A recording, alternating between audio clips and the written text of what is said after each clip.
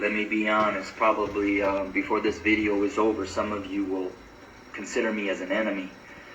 But I wanted to share a couple minutes about my thoughts, not only on the tragedies that we have been experiencing over these past months, and especially these last couple of days with the shootings of our black men, but what I'm coming to learn over my 23-year journey of being a white man, living and ministering amongst my black family here in several inner cities of Chicago.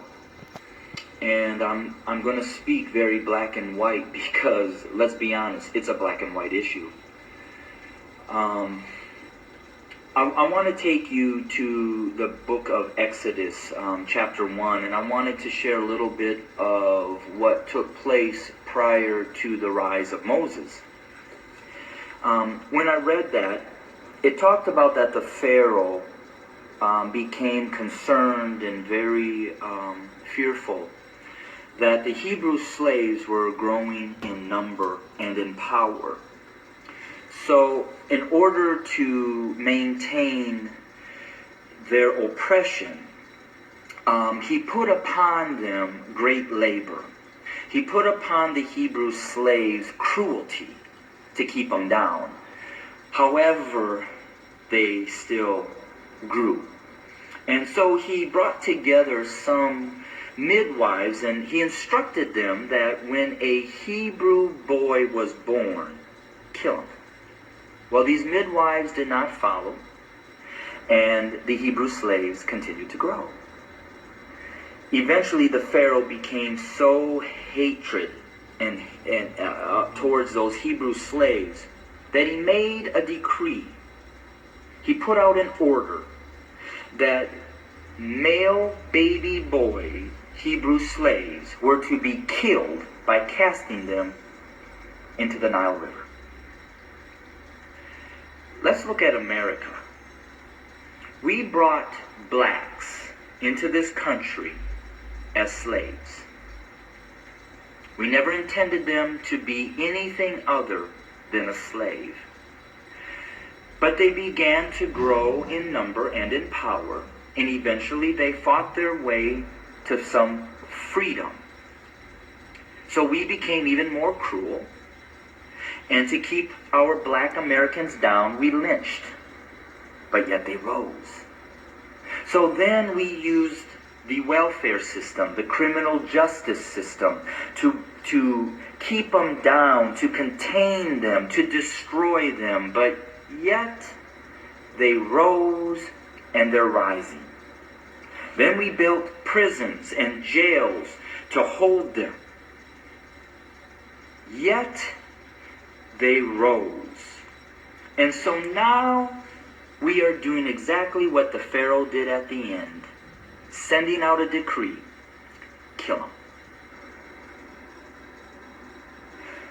So until we admit that when we wrote this Constitution that all men are created equal, that we never intended to include our black brothers and sisters, our nation may end up facing exactly what the Egyptians faced when they refused to let God's people go.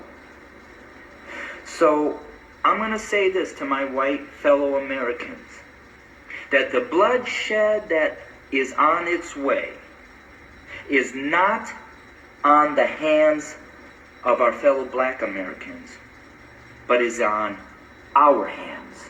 We are the ones that are refusing to let God's people go.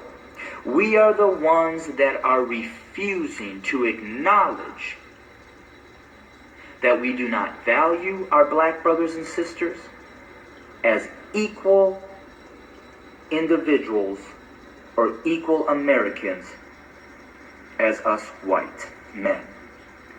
And to my black brothers and sisters, the racial issues, as I've said, have been there from the very foundation. But why do we see it more? Because there's a shifting. See, us white men have been at the head since the foundation.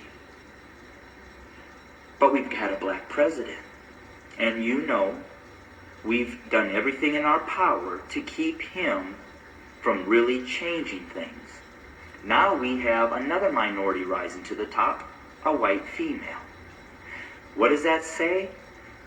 Those of us who are white men who have been at the head are now starting to see and fear that we are going to become the tail. And we know what we've done to you. And so now we're fearful that you're going to do to us what we have done to you. But I will say this. I've lived in a black community for 23 years. I've never been treated the way that this country has treated my black Americans. So I call out my white Americans to say we better heed, repent, acknowledge, and change. Because if we don't, I just want to again say this. The bloodshed that we will experience is on our hands, not the hands of our fellow black Americans. I welcome your comments. I welcome your feedback. Hit me up on Facebook or go to my webpage at www.studio2911.org. Again, that's studio2911.org. I don't necessarily know the answer, except for us white Americans need to repent, acknowledge the lies that we have taught, acknowledge our value system of equality. It is not here, and it does not include our black brothers and sisters. And we need to change, and we need to change now. Thanks for your time. Bless you.